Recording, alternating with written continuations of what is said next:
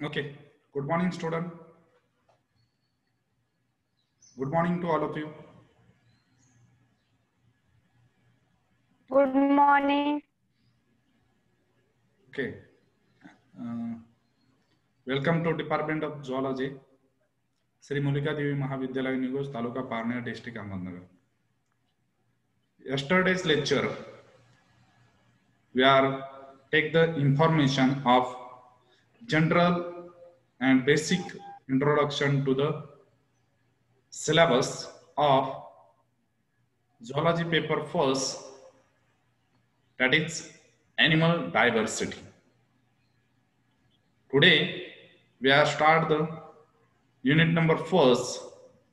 Title of unit is Principle of Classification. So let us start the first chapter, that is Principle of Classification. In that, we are studying the first important point, that is taxonomy and systematics. In this point, we are learn what is the taxonomy and what is the systematic, importance of taxonomy and importance of systematic. Before the starting actual topic, it is necessary to take the basic information, that is introduction of basic principle of classification. We know it is very important to understand the actual meaning, or it will be also called basic thing of your syllabus and your course. The course title is Diversity, Animal Diversity. Means to study the whatever the animals are present in your surrounding environment, because you know it is necessary to study the each and every animal. It will be directly helpful to the human being. लक्षात येते? Hello. So today we are start the first introductory part of first unit, that is principle of classification. In that first point, that is the living world of our planet consists of great number of living organisms. You know, if you are observing our surrounding environment, that time we are observed the number of the animals are living around us. Second, that is very simple. These living organism or world, living world is again show the great diversity and variation in their body shape, living habit, then their another activities performed by the animals. आपण जर पाहिलं तर आपल्या लक्षात येतं की या animals मध्ये किंवा इतर ऑर्गॅनिझम मध्ये आपल्याला खूप मोठ्या प्रमाणात डायव्हर्सिटी दिसते, प्लस व्हेरिएशन देखील दिसते. So it is necessary to study the different types of animals with their similarity and dissimilarity. ठीक है? The third part or third point is explain simply what is the diversity. There are unicellular microorganisms like bacteria, paramecium, which are seen only under the microscope, as well as they are show another great diversity like elephant, whales. These are the large size animals. They are also present in our surrounding environment or our living planet. Okay? The variation in plants and animals which have again created problem to the human being because their study purpose. If you are interested, आपण जर त्यांचा अभ्यास करायला गेलो तर आपल्या लक्षात येते की यांच्यामध्ये खूप मोठ्या प्रमाणात व्हेरिएशन आहे, डायव्हर्सिटी आहे, सिमिलॅरिटी आहे, डिसिमिलॅरिटी आहे. या सगळ्यांचा अभ्यास करताना आपल्याला याचा खूप मोठा प्रॉब्लेम किंवा म्हणजे अडचणींना सामोरं जावं लागतंय. ठीक आहे. Next point that is very important. It is very difficult task to the human being to study the animal and plants with their similarity and dissimilarity. याच्यामध्ये आपण काय पाहणार आहे की आपल्याला त्या ॲनिमल्स मध्ये किंवा इतर प्लॅनेट मधल्या लिव्हिंग ऑर्गॅनिझम मधला असेल, सॉरी फॉर एक्झाम्पल प्लांट्स असतील तर त्याच्यामध्ये काय सिमिलॅरिटी, काय डिफरन्सेस आहे ते देखील आपल्याला तितकंच गरजेचं आहे, पाहणं गरजेचं आहे. कारण की जर आपण बारकाईने पाहिलं तर they are show different types of similarity and dissimilarity also. So if after the to taking information and to try to understand what is the similarity and dissimilarity in between the plants and another living organism, that time we are finding they are show some similarity also. काहींमध्ये similarity आहे, काहींमध्ये डिसिमिलॅरिटी आहे, काही सारख्याच फॅमिलीला belong करतात किंवा एक सारखेच वाटतात, परंतु ऍक्च्युअली ते खेळ वेगळे आहेत. ठीक आहे.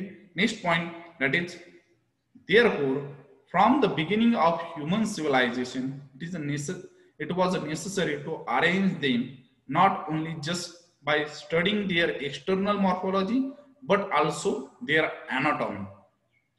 हे आपल्या लक्षात आल्यानंतर आपण पाहिलं की ह्युमन सिव्हिलायझेशन जसं जसं म्हणजेच माणसाची जसं जशी प्रगती होत गेली तस तसं आपल्या लक्षात आलं की it is not just to arrange the all organism in one particular group or particular area, particular एखाद्या फॅमिली मध्येच आपण त्यांना अरेंज करायचं नाही.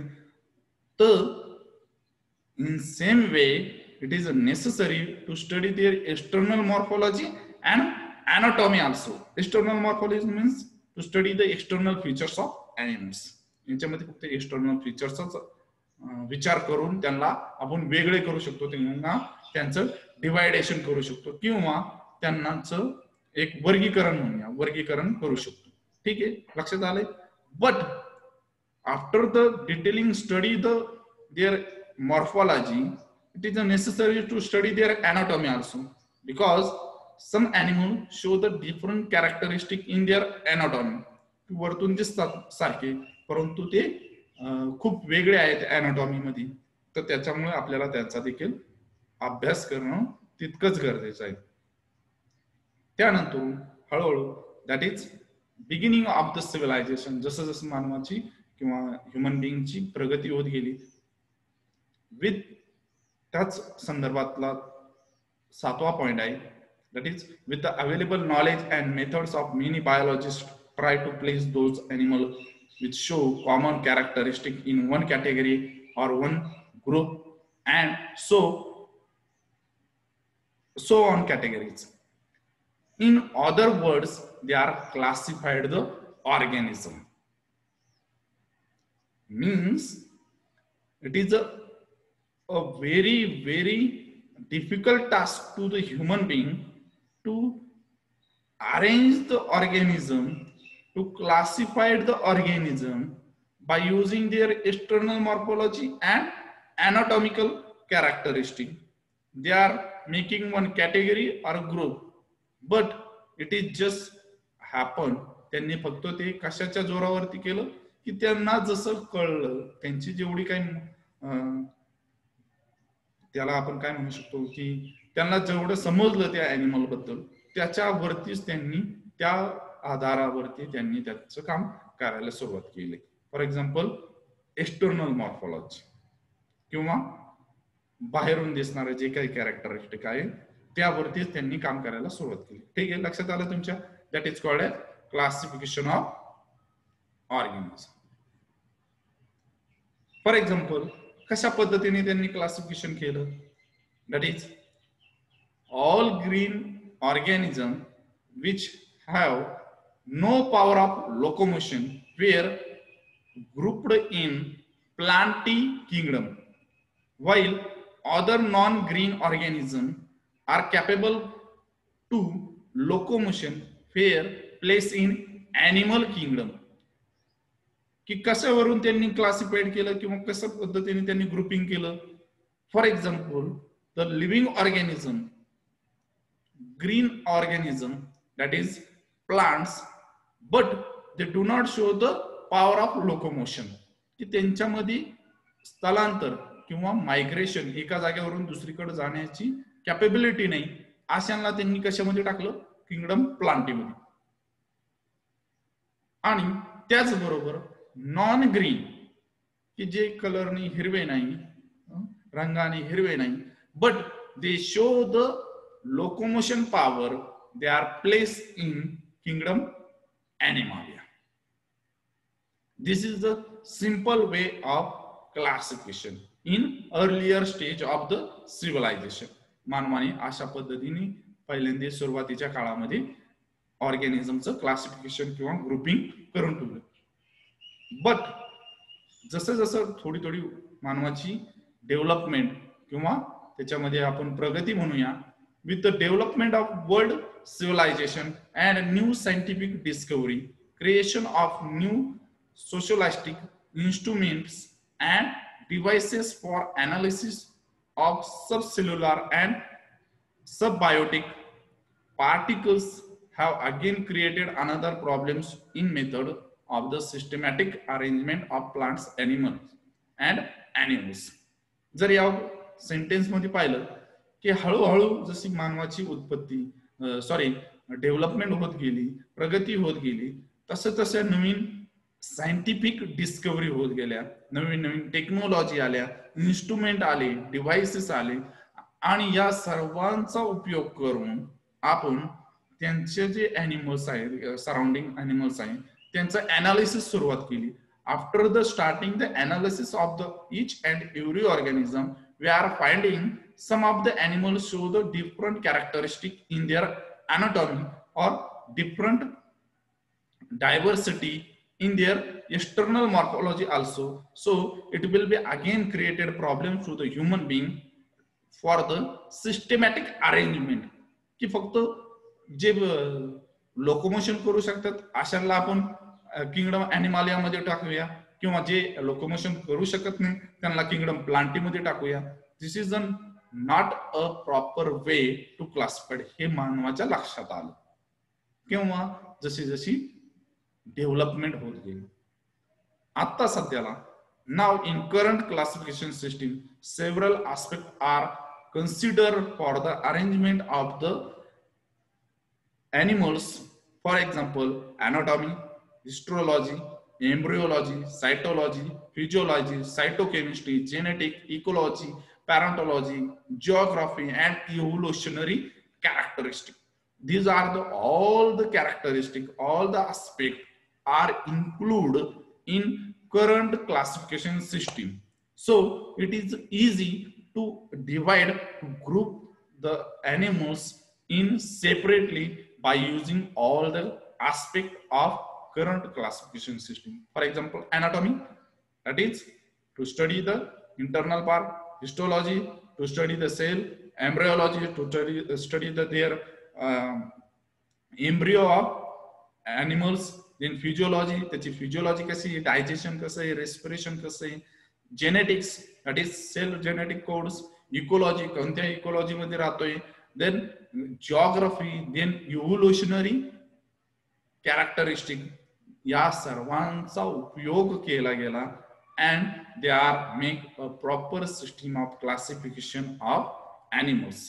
एवढ्या सगळ्या गोष्टींचा विचार केल्यानंतर आपल्याला लक्षात येतंय की या सर्व गोष्टी इथून मागच्या क्लासिफिकेशन मध्ये किंवा अरेंजमेंट करण्यामध्ये वापरल्या गेल्या नव्हत्या. त्यामुळे खूप सारे प्रॉब्लेम्स मानवाला फेस करावं लागलं. लक्षात आलंय तुमच्या? समजतंय?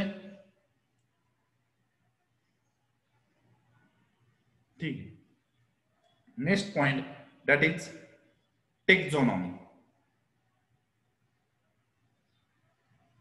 तुम्हाला समजतंय का? हॅलो हॅलो हॅलो, बोला sir. Okay. Taxonomy, basic terminology and introduction. आता हे टेक्झॉनॉमी म्हणजे काय ते आपल्याला पाहणं खूप गरजेचं आहे. कारण की याचा वापर करून, या टर्म्सचा किंवा या कन्सेप्टचा वापर करून अर्लियर सायंटिस्ट किंवा जे बॉटनिस्ट होते, जे काही रिसर्चर होते, त्यांनी ॲनिमल किंगडम किंवा पूर्ण लिव्हिंग ऑर्गॅनिझमचं क्लासिफिकेशन करायला सुरुवात केली. तर त्याचे डेफिनेशन काय सांगते? In biology, taxonomy, taxa means arrangement and nomy means method. It is actually Greek word. They are give the information. Taxa means to arrange. Arrange करायचं. Nomy means एका proper method. Method कोणती? For example, if you are जर तुम्ही classroom मध्ये आले तर एक arrangement असते बसण्याची, उठण्याची, तुमच्या मुलांची डिफरन्स स्पेस दिलेला असतो. फॉर एक्झाम्पल जर तुम्ही क्लासमध्ये आले, आपल्या क्लासमध्ये आले, तर तुम्ही पाहता डाव्या बाजूला मुली बसलेले, उजव्या बाजूला मुलं बसलेली. ही काय केलेली? एक अरेंजमेंट केलेली, बरोबर. जर डाव्या बाजूला मुली बसलेल्या असतील, एखादी नवीन मुलगी आली तर ती डाव्या बाजूलाच जाऊन बसणार आहे. जर मुलगा आला तर तो उजव्या बाजूला जाऊन बसेल. That is a arrangement of your classroom. अशा पद्धतीने अरेंजमेंट केली. म्हणजेच काय की सिंपल एक्सटर्नल मॉर्फॉलॉजी चे कॅरेक्टरिस्टिक घेऊन किंवा त्याचे जे काही एक्सटर्नल कॅरेक्टर आहे त्याच्या बेसवरती तुम्ही त्यांना अरेंजमेंट करायचं. That is taxonomy. It is a science of naming, defining and classification of organism based on their external characteristic. That is called as taxonomy. ठीक आहे. Then we are learn about the Carl Linnaeus. This is a Swedish botanist. It is also called as the founder or father of taxonomy किंवा classification देखील म्हणतात. Father of taxonomy. त्याच्याबद्दल देखील आपल्याला भरपूर माहिती घ्यायची. ठीक आहे. हा यांनी काय काम केले, त्यांनी कशा पद्धतीने टेक्झॉनॉमीचा यूज करून कशा पद्धतीने क्लासिफिकेशन केलंय ते आपल्याला पाहिजे. लक्षात आलंय?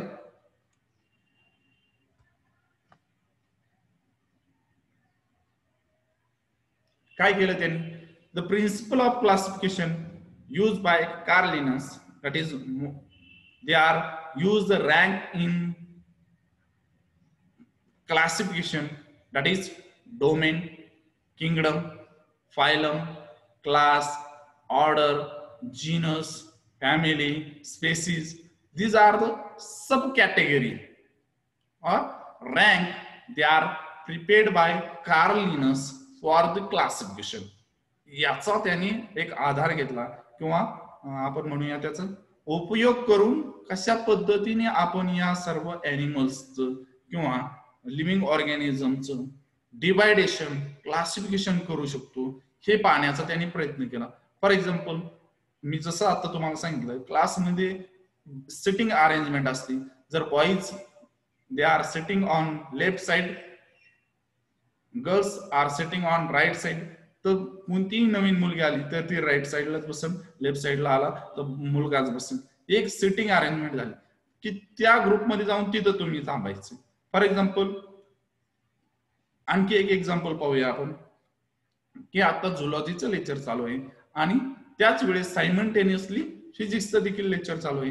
परंतु पहिलं जे लेक्चर होतं तुमचं केमिस्ट्रीचं ते कॉमन लेक्चर होतं. लक्षात आलंय? ज्या वेळेस मी ऍज अ झुलॉजीचा टीचर आल्यानंतर मॅक्झिमम स्टुडंट पाठीमागच्या दरवाज्यातून बाहेर गेले दुसऱ्या क्लासरूम मध्ये. म्हणजेच काय, दे आर डिवायडेड. हे आमचं लेक्चर नाही, हे आम्हाला हा आमचा सब्जेक्ट नाही. झुलॉजीचं ज्यांचं आहे ते इथेच याच क्लास ए मध्ये बसून राहिले, क्लास बी मध्ये फिजिक्सचे जाऊन बसून गेले. That is separation. कशाच्या वरती केलं तर डिपेंडिंग अपॉन युअर सब्जेक्ट. लक्षात आलं? पण कॉमन जेव्हा असेल तेव्हा सगळे एकत्र येतात. So Carl Linnaeus uses this domain, this rank, that is domain, kingdom, phylum, class, order, family, genus, species. These are the ranks. They are useful for the classification. For example आणखी एक example सांगतो जेणेकरून तुमच्या लक्षात येईल की आपण कशा पद्धतीने हे क्लासिफिकेशन किंवा डिवायडेशन केलं जातं. मीन्स जर एखादी कॉम्पिटिशन चालू आहे, ज्या कॉम्पिटिशन मध्ये मी सांगितलं की 1 ते 10 मुलं हे ए ग्रुपमध्ये असतील, 11 ते 20 मुलं हे बी ग्रुपमध्ये असतील, त्यानंतर 21 ते 30 या क्रमांकाची मुलं हे सी ग्रुपमध्ये असतील. अशा पद्धतीने जर ग्रुपिंग केलं तर simply it is very easy to divide the all the 30 student in single method. की फक्त नंबरिंग केलं, नंबरिंग केल्यानंतर आपल्याला लक्षात येईल की किती स्टुडंट आहे, कोणतं आहे. ठीक, मी फक्त तुम्ही सांगितलं. For example in classroom I will announce please Sagar नावाच्या विद्यार्थ्याला मी सांगितलं सागर बाहेर आहे. परंतु त्याच वेळेस जर बाय चान्स अनेक 2-3 सागर असतील, 2-3 विद्यार्थ्यांचे नाव जर सागर असतील तर कन्फ्युजन होते. मग काय करणार, सिम्पली म्हणणार सागर लंके म्हटल्यानंतर तो बाहेर येणार, मग बाकीचे बसून राहणार. This is the way to divide the animals. त्याच्यासाठी हे केलेले काय रँक आहे, kingdom animal, phylum Arthropoda, class Insecta. याच्यानंतर आपल्याला हळूहळू ते एक एक डिवायडेशन होत जाईल.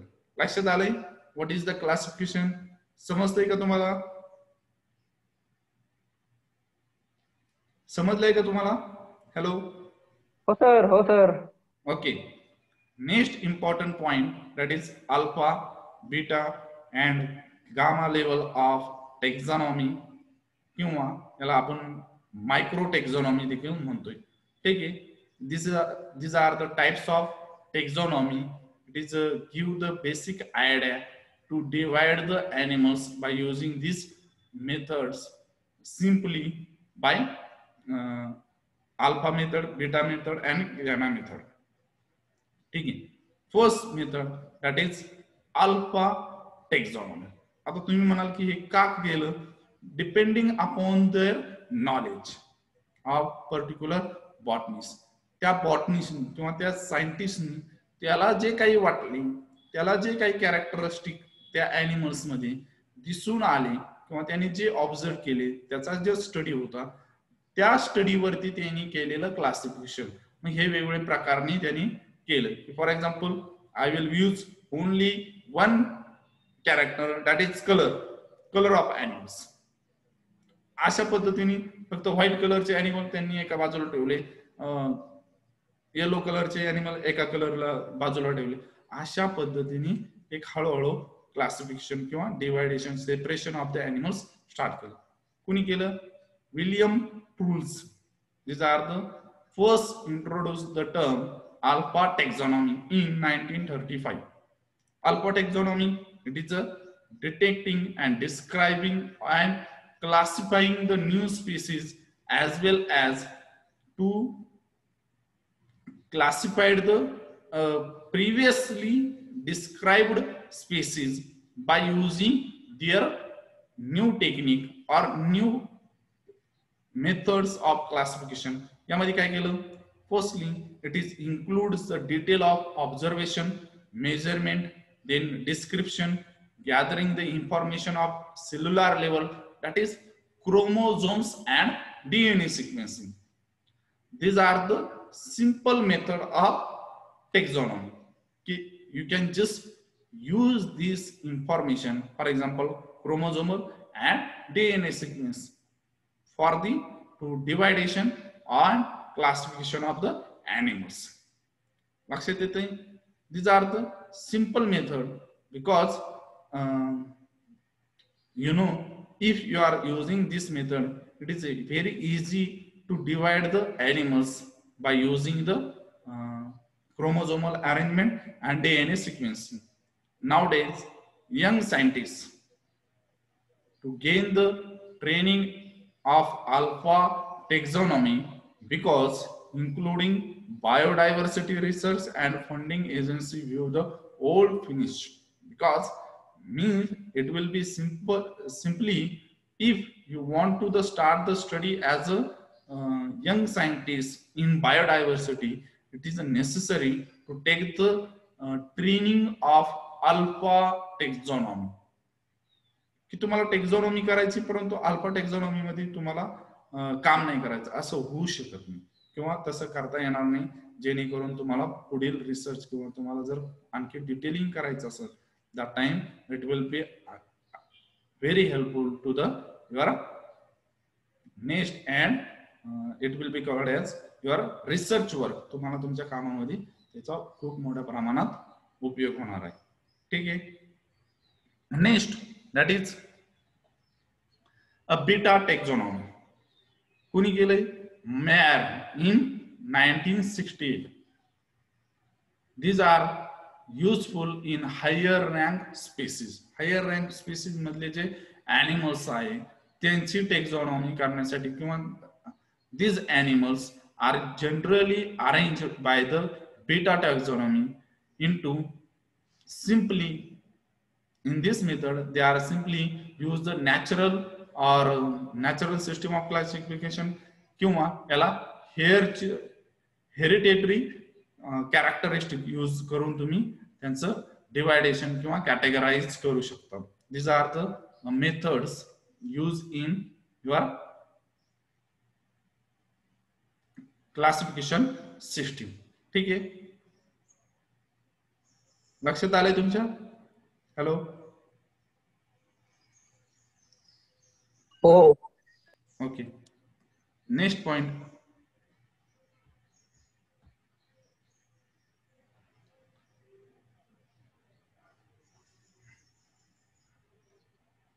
Gamma taxonomy.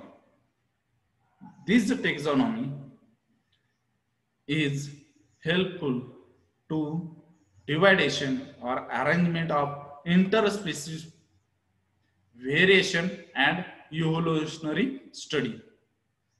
जर तुम्ही पाहिलं की मागच्या जर बीटा टॅक्झॉनॉमी मध्ये जर आपण पाहिलं तर नॅचरल सिस्टीम नी जे त्यांच्यामध्ये डिवायडेशन झालं किंवा कॅरेक्टरिस्टिक सेपरेट झाल्या, त्या सेपरेट झालेल्या कॅरेक्टरिस्टिक मध्ये किंवा आपल्याला ऑब्झर्व झाल्यात त्याच्यावरती आपण ते अरेंज केलेत किंवा डिवाइड केलं, त्याला सेपरेट आउट करून एका ग्रुपमध्ये अरेंज करून ठेवलं. But after the separation of all the groups of animals, it is necessary intraspecific or interspecific species dividation. Means they are show some internal similarity between the two species. त्या दोन species मधलं जर काही internal similarity असेल ते पाहणे आपल्याला यामध्ये गरजेचं आहे. याच्यामध्ये कशावर जास्तीत भर दिलाय? Much attention is paid to the internal intraspiritual of organic diversity, study of speciation. म्हणजेच काय की तुम्हाला जे सेपरेशन केलेले एनिमल्स आहे त्यांच्यामधले इंटरनल स्पीसीज मधले जे कॅरेक्टरिस्टिक आहे ते आपल्याला सेपरेट आउट करायचे किंवा to divide out करायचे by using this method. This method is generally introduced by Meyer and Ashlock in 1991. Their work on gamma taxonomy particularly to separate out the species variation. Again, they are finding many similarity are present in same group of animal. So they are detailed work on microtaxonomy and macrotaxonomy. These are the again dividation of the taxonomy generally introduced by the Ashlock in 1991. त्यांनी याच्यावरती काम केलं की त्यांनी पाहिलं की खूप सारे एनिमल्स एकाच ग्रुपमध्ये टाकलेत परंतु त्याच्यामध्ये डिसिमिलरिटी देखील आहे and they are show the some variation also, similarity also. तर याचा आपल्याला पुन्हा स्टडी करणं गरजेचं आहे. त्याच्यासाठी त्यांनी मायक्रो टेक्झॉनॉमी आणि मॅक्रो टेक्झॉनॉमी हे दोन टेक्झॉनॉमीचे टाइप्स केले आणि पुन्हा डिटेलिंग त्याच्यामध्ये स्टडी करायला सुरुवात केली. लक्षात येते? तर first micro taxonomy, the level of taxonomy which deals only the problem related species. Means if you are take the one species of the animals, that time you are finding these are the one group of the animal, but they are show some internal or some anatomical, then cytological, cellular dissimilarity in particular species. So म्हणजेच काय, ते वरतून दिसताना तो सारखाच दिसतोय, परंतु actually they are totally different from this group. याच्यावरती काम करण्यासाठी त्यांनी काय केलं, मायक्रो टेक्झॉनॉमी इंट्रोड्यूस केली किंवा ती एक नवीन टर्म्स आणली, जेणेकरून त्यांना जास्तीत जास्त डिटेल वरती काम करता येईल. ठीक आहे, लक्षात आलं. these are the very good method to separate out the species. Then next one, macro taxonomy. These are the taxonomy generally work on to higher rank or higher taxa of the organism, or it will be animals. So if higher rank मधले जे आहे की त्यांच्यामध्ये dissimilarity दिसती, similarity दिसती, so it is a very difficult task to the particular scientist how to divide it, how to arrange these animals. That time they use the macro taxonomy. याचे एक एक एक्झाम्पल आपण हळूहळू पुढील टॉपिक मध्ये पाहणारच आहे. After the dividing then they are finding again, पुन्हा त्यांना त्याच्यामध्ये डिसिमिलॅरिटी म्हणा किंवा they are finding some similarity in particular group of the animals. त्यावेळी त्यांनी mayor and ॲशलॉक 1991 they are again work on this macro taxonomy, higher group of animals मध्ये त्यांना थोडंसं कन्फ्युजन वाटलं, मग त्यांनी पुन्हा काम केलं. then they are introduce new terms, that is phenotypic, that is numerical taxonomy, classitic, that is phylogenetic systematics, and evolutionary taxonomy. या तीन टर्म्स त्यांनी पुन्हा इंट्रोड्यूस केल्या किंवा त्याच्यावरती पुन्हा बारकाईने काम केलं.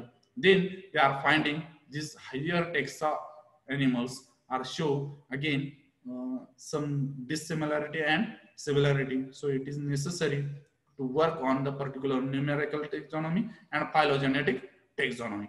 evolutionary taxonomy वरती देखील आपल्याला काम करावं लागणार. अशा पद्धतीने त्यांनी या तीन नवीन टर्म्स पुन्हा आपल्या समोर आणल्या. ठीक आहे, I hope you are understand this all the points. समजलंय तुम्हाला आतापर्यंत झालेलं? हो सर. ठीक आहे, या पुढील भाग आपण पुढील लेक्चर मध्ये पाहूया. जर तुम्हाला काही क्वेश्चन असतील तर मी हा व्हिडिओ तुम्हाला गुगल क्लासरूम वरती, त्यानंतर माझ्या युट्यूब चॅनल वरती देखील हा व्हिडिओ टाकणार आहे. त्या ठिकाणी तुम्ही जाऊन हा व्हिडिओ पाहू शकता. आणि जर काही प्रॉब्लेम असतील तर कमेंट बॉक्स मध्ये जाऊन तुम्ही ते कमेंट करू शकता. चॅनलला तुम्ही सबस्क्राईब करा, जेणेकरून नवीन नवीन व्हिडिओ जसे जसे तुम्ही त्या चॅनल वरती टाकले जातील तसे तसे तुम्हाला त्याचं नोटिफिकेशन मिळेल. लक्षात आलंय? ठीक आहे, थँक यू व्हेरी मच.